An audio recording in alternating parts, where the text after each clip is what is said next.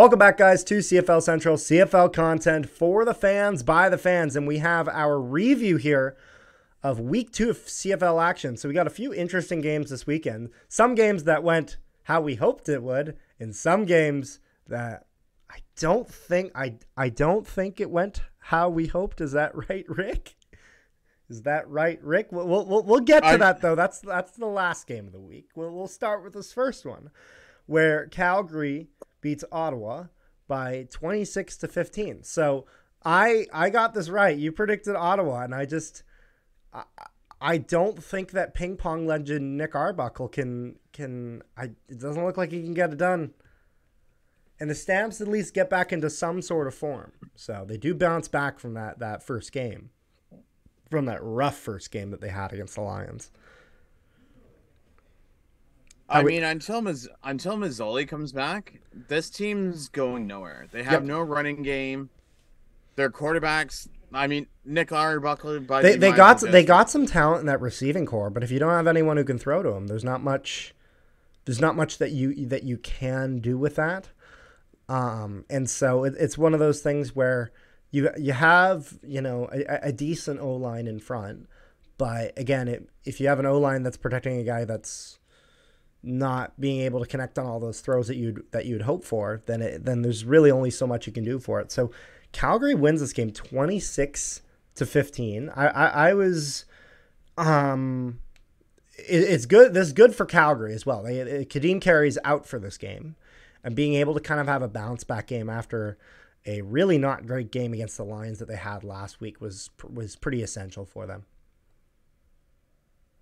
Even though Mills filled in and had a yard short of 100 yards, Jake Mara threw 270. So, but even then, he only had one touchdown, and games these days, I'm sorry, but that cheese ain't gonna cut it.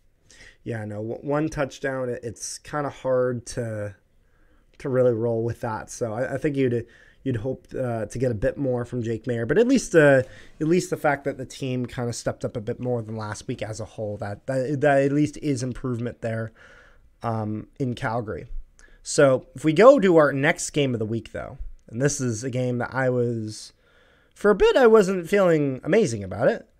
The Bombers versus Rough Riders. Rough Riders actually played really well. I will say the Rough Riders actually played pretty well, in the sense of the Rough Riders generally, they will overperform against the Bombers. They just play better against them than they would against other teams. Bit of that rivalry sense. It's not a bad thing to have, but it's one of those things where they were kind of able to keep the Winnipeg offense contained a little bit near the start, but then they really started to break through. A really good game for Trevor Harris, I will say, for the Riders. He had a good performance there. But the big thing here that the Bombers fans, especially myself, think it's really excited about is this is the fourth quarter Bombers I remember. We had a bit of a rough fourth quarter last week, and I was talking about how in these past few years, the Bombers have been just an excellent shutdown fourth quarter team, and that is exactly what they showed in this game, where they were putting up points and they weren't giving Saskatchewan an inch.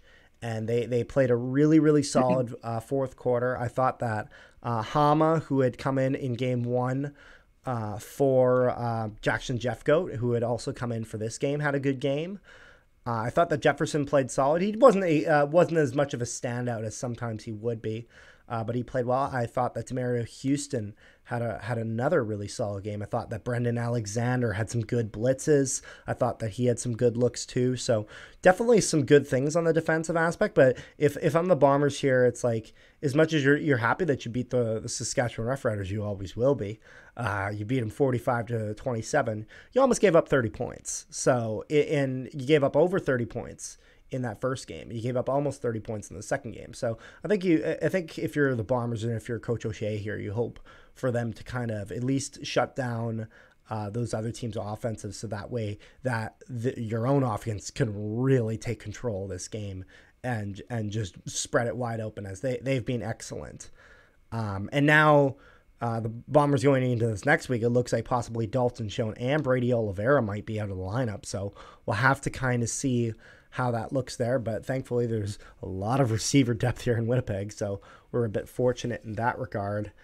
It is kind of funny when I hear about when I see Craig Dickinson on the sidelines, and you're like, it's like the meme, like, what is going on inside his head? You know, like what strange play that's going to injure his quarterback is he like coming up with? Like what's this wizard like making in that pot? You know what I mean? So this is what it is. I don't know if you watched any of this game. What did you think of this? I mean, I thought the game was very interesting until the fourth, because it's like one team goes down, scores a touchdown, the other team goes back down, the other one, they scored a touchdown. If Saskatchewan can play like this for the rest of the year, it's even possible that they can finish above BC Lions. It's if they play like this against every other team. I can see that, but the thing is that we Saskatchewan for a long time has struggled with that inconsistency. So this is something that they would have to break and hope that Trevor Harris is the answer to that. Trevor Harris has been the answer to a few problems there though, and he has performed well. Also, interesting thing he does with his nicknames, where and I think Glenn Suter was all over this, so I'm sure you hate this. But he was talking about how Trevor Harris pulls anyone down the side, whether that's his teammates or reporters, and he's like, okay, you have to come up with a nickname for yourself. You've never had it before. You have 15 seconds. Go. Yes, I remember this. And I will call you this for the rest of my life.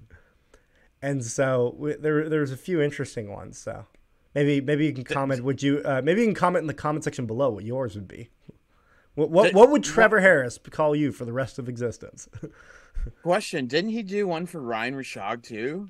Is that who the TSN person was? Oh, he did one for like everyone. Like, oh, trust me, I bet you he's like you're Skipper, you're Crayon, you're like he's got like the whole panel. You know what I mean?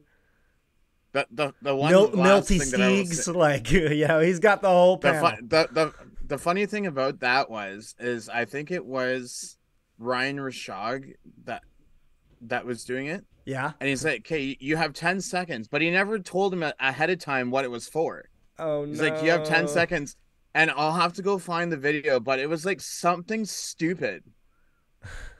But now his nicknames for the rest of his life. He's like, oh, had I have known this, I would have came up with something better. Oh my goodness. But anyways, going back to the game, Bain Jr. showed up. He had 125 yards. He played well. Tevin Jones, he had 121 yards. Emmanuelis, he had 3 touchdowns. He almost tied the record. Yeah, Emmanuelis played really well. This is one thing where the Bombers were a little bit weak in this game, was in their coverage, in their receiver coverage. They were really doing a really good job at creating some of that separation from those defensive backs and from those corners to be able to get open and be able to make those plays. Now they do get bummed a few times on pass interference, but overall, pretty well performed by the Riders. So Bombers would win this game 45-27 as we go into our third game of the week, where we have the Edmonton Elks against the BC Lions. And did anyone call up Chris Jones to see if the Edmonton even showed up this game? All I heard was that what was his name? Cool J. He showed up. He showed up for the start of the game, and he was like mixing around with like the guitar solo, like during they're doing like "Don't Stop Believin'," and a buddy and it's funny because I talked to a buddy of mine, and he's like, oh, that whole thing, like he was really impressively well mixed. And I'm sure it was the guitar. So he was literally just flicking the volume thing like that, like do, like, and he's just like, I wonder what the over under was for him saying, raise your hands in the air. Oh, I'm sure you'd win about 2 cents. The one song where it's like, raise your hands in the air. Like, I want to say it was at least like 20, 30 times. There's like, everyone raise your hands in the air. Yeah. Yeah, no, that if you have to say that many times, tad concerning. Uh, but then again, it Like, wasn't a concert. It was a game that they decent attendance at BC Place there. For this game. One thing that people really need to keep in mind of, because I saw a bunch of people being like, there's so many empty seats. 60,000 seat venue. Like we have to keep this in perspective here. So decent attendance at the Lions home opener against the Elks, which they would steamroll the Elks 22-0. Decent points by the Lions. I think if you're the Lions, you hope for a little bit more offense, especially if Edmonton's literally getting nothing. If you're the Elks here, like, you don't even get a field goal. You don't even get a field goal. I mean, Cornelius was 13 for 23 and 91 yards. and you know what that tells us? That tells us that Chris Jones is rolling with him. Chris Jones is going to roll with him. He's gonna. He's not, like, I'm telling you, with, like, whether he should or should not, Chris Jones is rolling with Taylor Cornelius. And you know what? And I get it, and I don't at the same time. I see what he likes in Taylor Cornelius. I understand the appeal, but you do hope for a little bit more completions there. It's his percentages of completions that I think you hope for something a bit more. And when you sign Eugene Lewis for that big money, Fred, and he gets one pass for 9 yards, and then Dunbar gets 5 passes for 40. Well, and think about how many problems Eugene Lewis caused for the Riders. Like, why do you not use him? Like, Eugene Lewis should be your go-to guy. I mean, Dunbar wasn't even used in that first game, but it's like, why don't we continue the usage of Lewis and, you know, ramp it up with Steven Dunbar? And, you know, maybe you got something on that offense there. But obviously they didn't get anything on offense. They didn't even score a damn point. So, I mean, if I'm Trey Ford right now, yeah, I'd be walking into my office and be like, "Bud, Coach Chris Jones, I want you to trade me right now." Yeah, it's not looking too great there in Edmonton as it has for the past few years.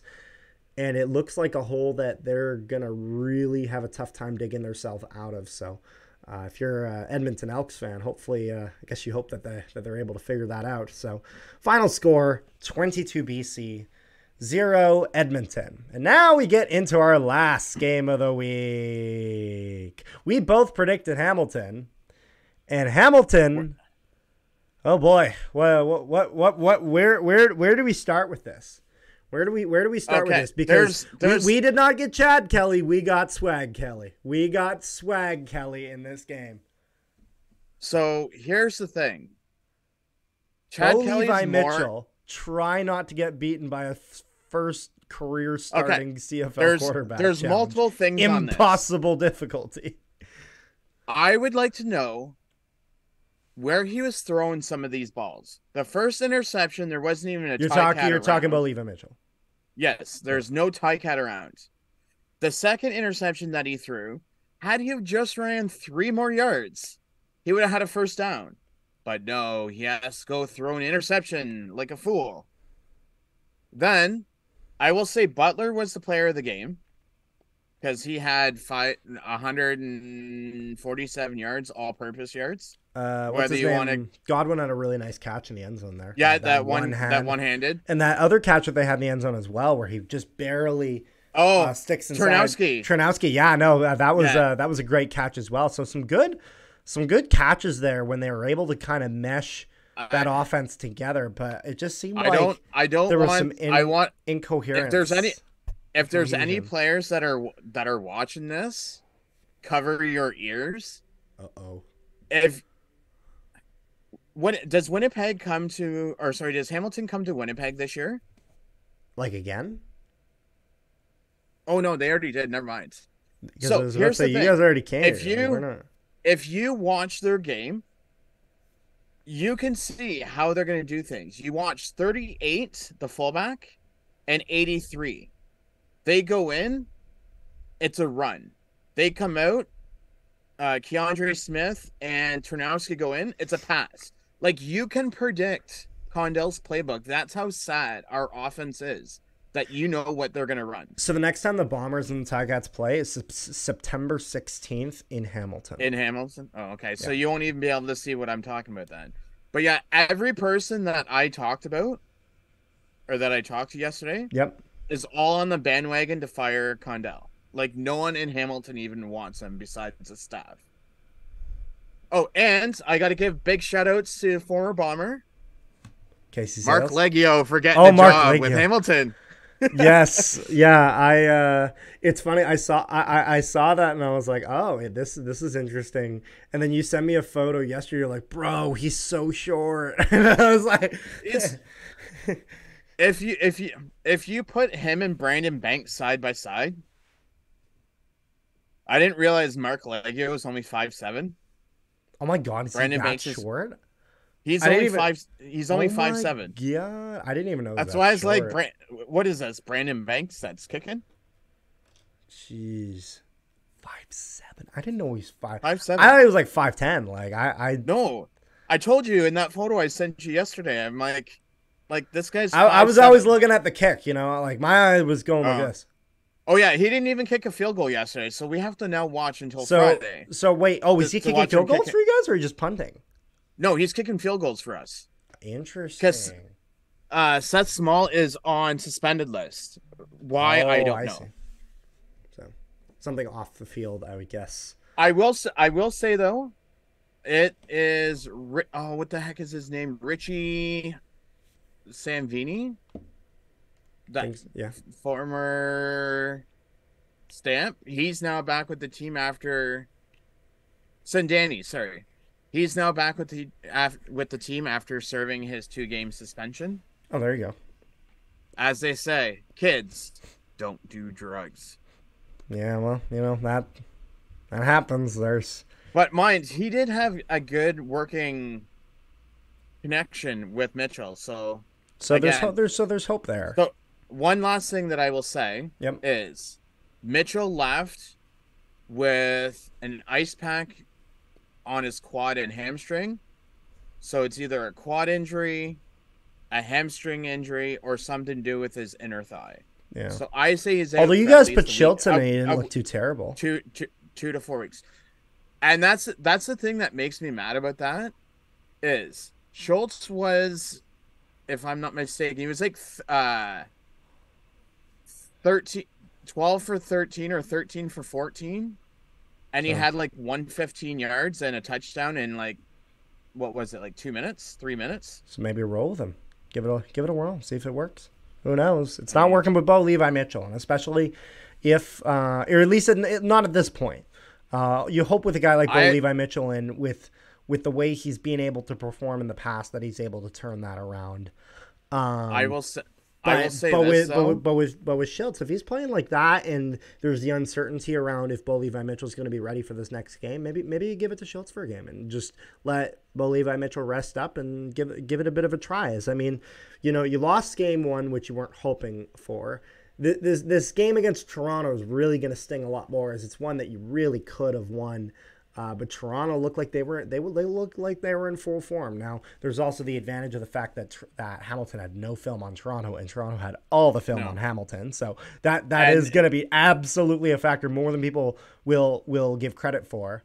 But it's something that has to be mentioned. So, I mean, we do have like what 20 people on the 6-game IR. So hopefully, and by the time after we're done playing Edmonton, all of them will be back. But one thing I will say, and I know Ticat fans may or may not agree with me with this. Yep. As long as Condell's calling the shots and calling the plays, we ain't winning nothing. Ooh. We are not.